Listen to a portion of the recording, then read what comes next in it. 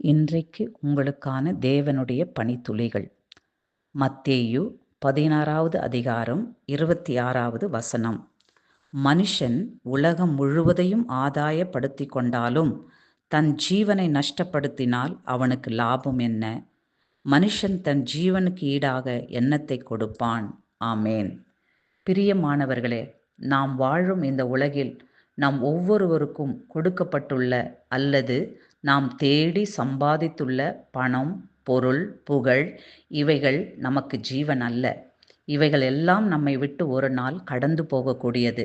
மாறாக தேவன் நமக்கு தம்முடைய குமாரன் மூலமாய் மீட்டு கொடுத்த நம் ஜீவன், நம்முடைய ஆத்துமா விலையேற பெற்றது, அழியாமை உள்ளது. அழியாததும் விலையேற பெற்றதுமான இந்த ஜீவன் நமக்குள் எவ்வளவு ஆரோக்கியத்துடன் இருக்கிறது என்று தினம் தினம் நாம் சோதித்து அறிகிறோமா?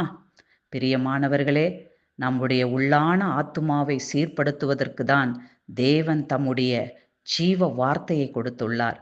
எனக்கு அருமையானவர்களே, இன்றைக்கு இந்த வார்த்தையின் சத்தத்தை கேட்டுக்கொண்டிருக்கிறோம் ஒவ்வொருவருடைய ஆத்துமாவையும் தேவன் பலப்படுத்தி ஆரோக்கியம் அடைய செய்வாராக.